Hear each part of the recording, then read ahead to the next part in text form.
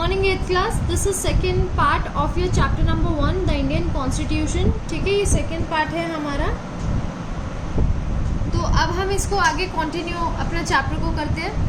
At the midnight of August 14-15, 1947, India emerges as an independent sovereignty and the largest functioning democracy in the world. क्या हुआ कि 14-15 के midnight में 1957 में India क्या बन गई? इंडिपेंडेंट बन गई. सवर्निटी मतलब आज़ाद ही, मतलब जिसका कोई रूलर ना हो, ठीक है, जिसको कोई रूल ना करता हो. And the largest functioning democracy in the world, और सबसे बड़ी फंक्शन करने वाली डेमोक्रेटिक कंट्री बन चुकी थी.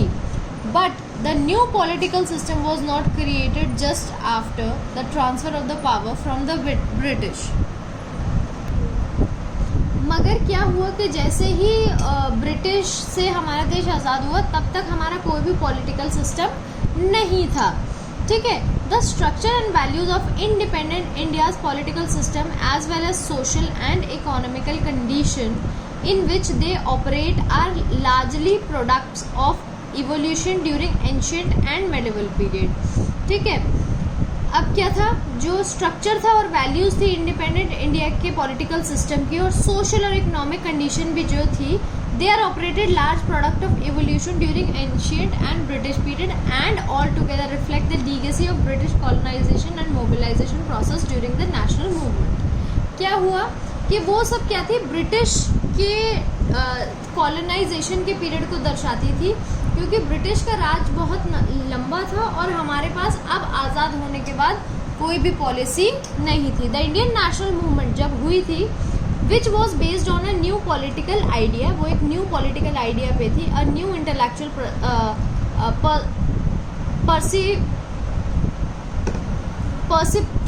परसेप्शन ठीक है, perception of the reality, new social and economic and political objects, and above all new techniques of the political organization ultimately led to the emergence of the India as an independent nation. यानी new national movement जो हुआ था बेटा, वो किस पे? New political ideas पे based था, न्यू इंटेलेक्चुअल पर्सपेक्टिव पे बेस्ड था. ठीक है. रियलिटी पे, न्यू सोशल, मतलब हर चीज़ हमने न्यू इंट्रोड्यूस की थी, न्यू टेक्नोलॉजी के कैसे अब हमारा जो इंडिपेंडेंस के बाद है इंडिया चलेगा. The path that India has followed since 1945 had deep roots in their national movement. The nationalism from the beginning believed that India should eventually move towards the democratic self-government. क्या हुआ था, जो path है India का आज मतलब 1947 से जो फॉलो कर रहे हैं, ठीक है, उसकी बहुत ही गहरी रूट है नेशनल मूवमेंट पे. यानी बहुत ही नेशनल मूवमेंट जब हुआ था उसी के बाद हमने क्या सोचा, मतलब उसकी काफ़ी सारी चीज़ें कॉन्स्टिट्यूशन में ली गई.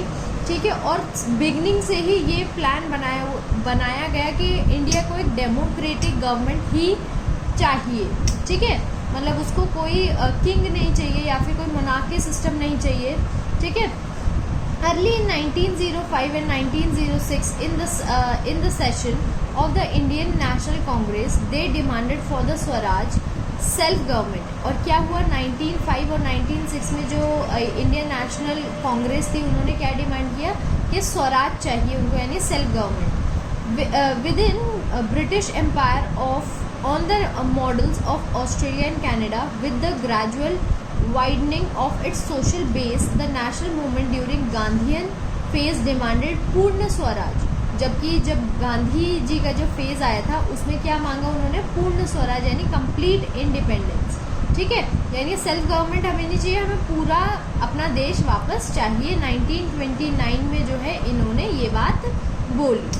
Thus, over the years, the national movement successfully created an ideology and culture of democratic and civil liberty based on the respect of dissent, freedom of expression, majority of principles and the right of a minority opinion to exist and grow.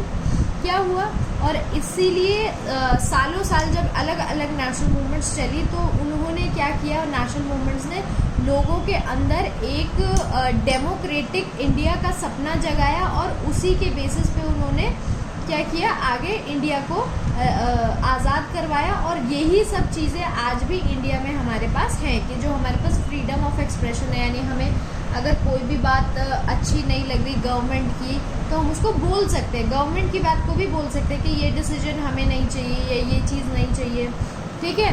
और जो minority है, जो minor cast है, उनका भी opinion अब matter करता है।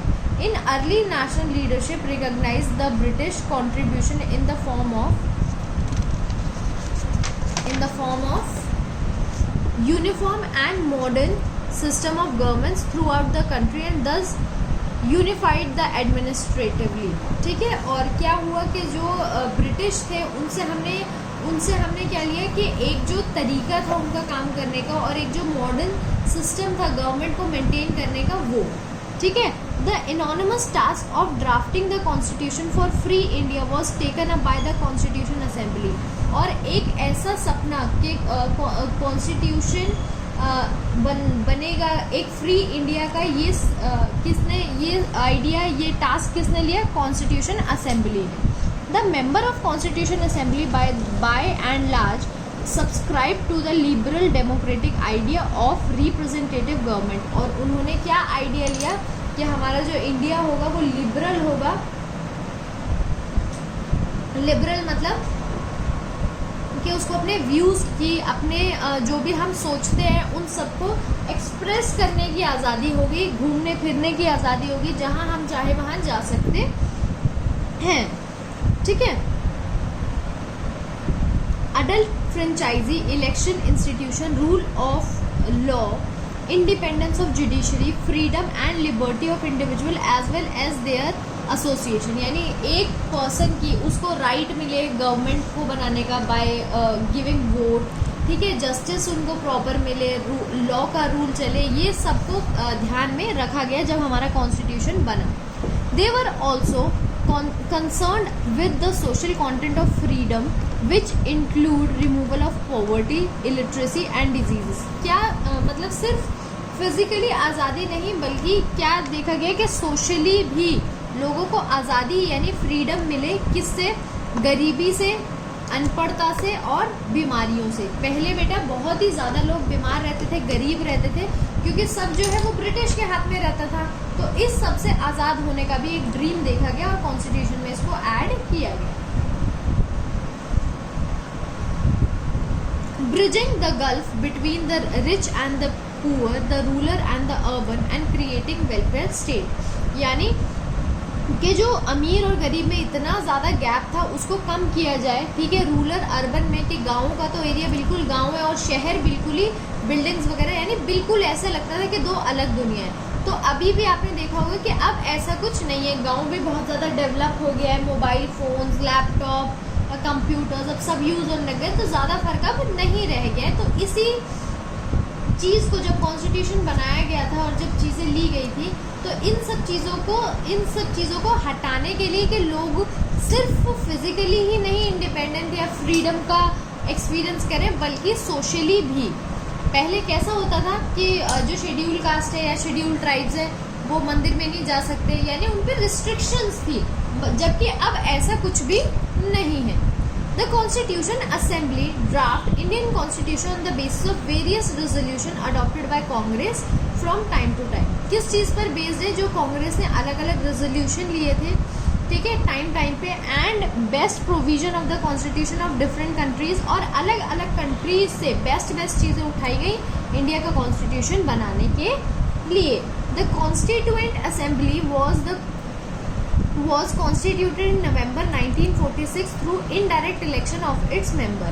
जो कॉन्स्टिट्यूएंट असेंबली थी बेटा उसको 1946 में बनाया गया इनडायरेक्ट वोटिंग के द्वारा उनके मेंबर्स के। The assembly consist of 389 members. कितने मेंबर्स थे? 389, of which 292 were to be elected from province and 93 were to be nominated from the princely state.